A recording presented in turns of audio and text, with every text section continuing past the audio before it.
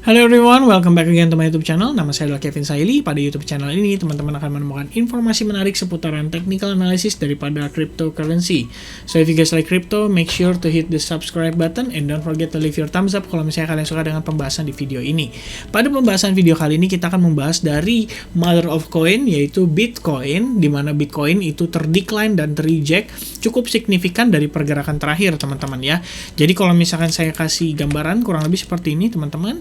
Menggunakan Fibonacci sebenarnya pada wave terakhir atau kondisi penguatan terakhir di sini, teman-teman, itu kita lihat market itu memang ada potensi ketahan di 127,2%. Makanya di sini saya kasih kotak gitu ya, teman-teman. Jadi kotak ini saya geser ke sini untuk memastikan teman-teman bisa lihat levelnya secara detail dan akan saya tarik kembali Fibonacci-nya. Nah, sementara kemarin itu kita sempat menggunakan skenario kayak gini, teman-teman ya, dimana ini adalah potensi wave 1, wave 2-nya dia. Saya coba cek apakah saya ada share di profile ya. Nah, ini kurang lebih, teman-teman ya. Jadi kemarin kondisinya itu seperti ini, kita berasumsi bahwa ini berpotensi menjadi wave 2-nya kita, dan yang saya bingung adalah market itu ketahan di 23,6%. Jadi kalian kalau bisa lihat kayak gini kondisinya sekarang ya, market itu nggak benar-benar koreksi sampai 50%, 38 atau 61,8%. Maka dari itulah saya merasa kurang confident dengan wave 2 itu berada di kisaran level ini. Maka saya melakukan penggeseran wave 1 itu menjadi di sini, dan wave 2 itu saat ini berpotensi sedang dibentuk. Dan tampaknya, teman-teman, ini menjadi lebih valid. Kenapa demikian? Karena kalau misalkan kita gunakan Fibonacci retracement dari wave 1 ke wave 2, teman-teman, kalian bisa lihat kondisinya ya, di mana si market itu tampak sedang melakukan pullback atau koreksi dan berpotensi mengejar sampai ke kisaran level 50%. Dan itu pun juga merupakan bagian dari neckline si head and shoulders yang terjadi kemarin, teman-teman.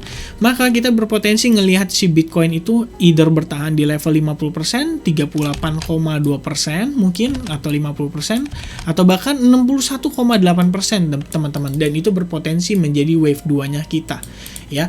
Nah, ini yang saya lihat pribadi sepertinya tampak lebih valid dibandingkan yang kemarin, teman-teman ya. Artinya potensial untuk wave 3-nya kita itu berada di kisaran level ini kurang lebih, di mana saya akan gunakan Fibonacci extension, saya tarik dari sini kemudian ke sini untuk berpotensi menjadi level koreksinya kita ya. Let's say kita berasumsi koreksi itu bisa terjadi hingga sejauh-jauhnya di level $34.000, teman-teman. Maka potensial wave 3-nya kita itu bisa di kisaran level 37.000 atau bahkan di kisaran $39.930, teman-teman.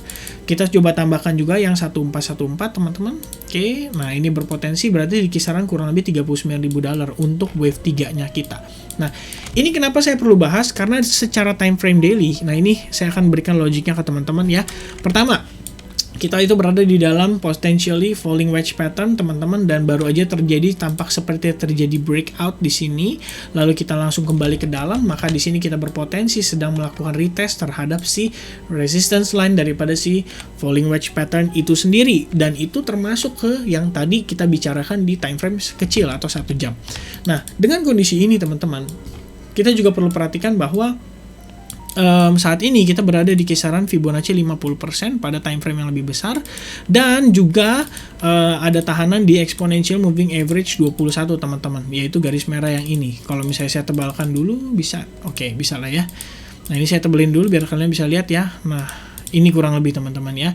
Potential exponential moving average 21. Kita coba hilangkan dulu, teman-teman ya. Nah, itu the only garis yaitu exponential moving average 21, dan itu berada di kisaran level $35.000. Maka di sini adalah potensi untuk support terkuatnya yang mungkin menahan pergerakan Bitcoin saat ini gitu ya, kurang lebih, teman-teman. Nah, itu yang perlu diingat kembali, yang perlu menjadi potensi risk untuk kita melihat Bitcoin kembali mengalami pelemahan, teman-teman. So far untuk time frame weekly kita lihat oke banget karena dia ketahan di exponential moving average yang 55. Jadi saya tambahkan kurang lebih kayak gini, teman-teman bisa lihat ya lebih detail. Ini adalah satu exponential moving average yang kita perhatikan saat ini, dan kita successfully bertahan di atas level tersebut. Maka bisa dikatakan mungkin Bitcoin akan mengalami konsolidasi cenderung menguat di kisaran level tersebut, teman-teman ya. Oke, saya kasih ini dulu sedikit, saya ubah warnanya, teman-teman ya, nggak kelihatan jadinya soalnya. Nah, ini ya lebih enak. Nah, ini ya kurang lebih teman-teman berpotensi ngelihat dia terkonsolidasi antara exponential moving average 21 dan juga 55, teman-teman. cenderung menguat tentunya. Itu yang kita expect, ya kan? Namun, seperti yang kalian lihat, ini kita masih berada di potensi pola rounding top, di mana jika ini berhasil di breakout di level 31.600, maka kita mungkin akan melihat Bitcoin ngetes ke level $20.170, di mana ini merupakan level merupakan level all time high di tahun 2017 ya, yang ini teman-teman. Oke. Kurang lebih seperti itu untuk resikonya kita.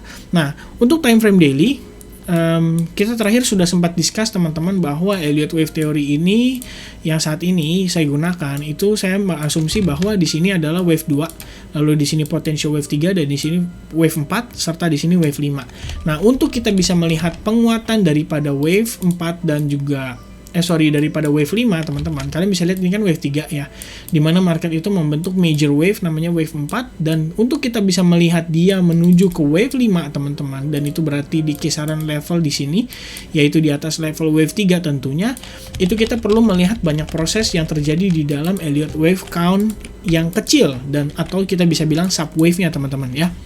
Nah, ini sementara gambaran kita. Di sini saya lihat pribadi tampak seperti membuat wave 1, wave 2 dan berpotensi menuju ke wave 3, teman-teman. Di mana untuk menuju ke wave 3 kita perlu lihat adanya yang kita bilang dengan sebentar, teman-teman. Nah, ini ya, di mana menuju ke wave 3 itu di dalamnya juga ada subwave, yaitu wave 1, wave 2, wave 3, wave 4 dan wave 5. Oke? Nah, itu yang perlu kita perhatikan teman-teman dengan kondisi saat ini. Jadi saya pikir di sini merupakan wave 1-nya dia dan wave 2-nya dia. Jadi untuk kita melihat dia menuju ke wave 3, kita perlu ngelihat dia ada seperti ini teman-teman ya.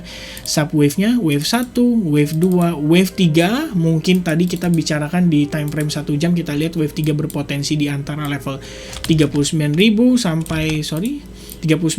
sampai kisaran 37.000. Let's say kita ambil di tengah-tengah, yaitu di kisaran level 38.000 teman-teman. Maka kita bisa berasumsi bahwa level tersebut merupakan sekaligus level exponential moving average 55 teman-teman ya. Dan ini menjadi potensi kita lihat bahwa wave 3 ada kemungkinan terbentuk di kisaran area tersebut teman-teman. Oke, ini wave 3 ya. Nah, ini ya kurang lebih wave 3, kita berasumsi demikian. Namun, untuk itu kita perlu melihat si Bitcoin saat ini mengalami penguatan terlebih dahulu, menunjukkan benar-benar dia bisa menguat sampai kisaran level tersebut, teman-teman. Dan jika seperti yang tadi saya bahas, dengan time frame yang lebih kecil, maka kita berpotensi melihat saat ini kita sedang membentuk semacam ABC correction, teman-teman ya. Nah, di mana wave B-nya itu bisa lebih tinggi, bisa, teman-teman. Ini ada contoh di mana wave B-nya itu juga bisa berpotensi lebih tinggi daripada si wave 1-nya. Kurang lebih seperti itu sebelum di akhirnya wave C dan meneruskan penguatan. Dan kita expect wave 2-nya atau wave C-nya itu mungkin berada di kisaran level ini ya. 50%, 61,8%. Maka kita akan berpotensi ngelihat market itu akan coba mengejar sampai ke kisaran level tersebut sebelum akhirnya dia menguat kembali untuk menuju ke wave 3-nya, teman-teman. Nah, itu so far gambaran yang saya lihat pribadi dari pergerakan saat ini. Kurang lebih ekspektasi kita dia membentuk wave 3-nya di sini, teman-teman ya. Dari subwave kecilnya sekaligus bigger wave-nya lagi. Wave 3 itu berarti yang tadi kita bahas di time frame daily di kisaran level $41.360, dan itu mungkin untuk wave yang lebih besar mungkin berada di kisaran di sini ya. Kurang lebih ya, $41.000 jika dia successfully bertahan. Nah, risikonya cuma satu teman-teman yang kita perlu perhatikan saat ini adalah jika dia tidak mampu bertahan di bawah atau di atas level 61,8%, maka kita bisa ngelihat si market ini akan kembali roll over, turun ke bawah sampai at least ngejar ke kisaran level di sini, teman-teman.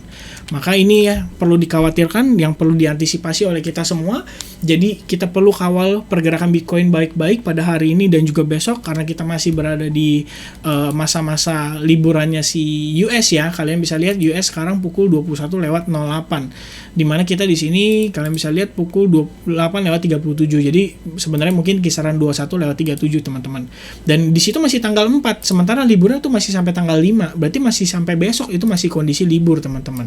Jadi kalau buat teman-teman yang bilang weekend dump, ya mungkin ini menjadi potensi koreksinya juga. Nah, selain daripada itu yang perlu saya remind ke teman-teman bahwa kita juga di sini membentuk semacam potensial ya.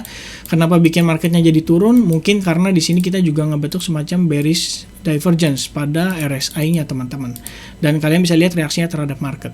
So itu aja update saya seputaran Bitcoin. Hope you guys like it. I see you guys again in the next video. See ya.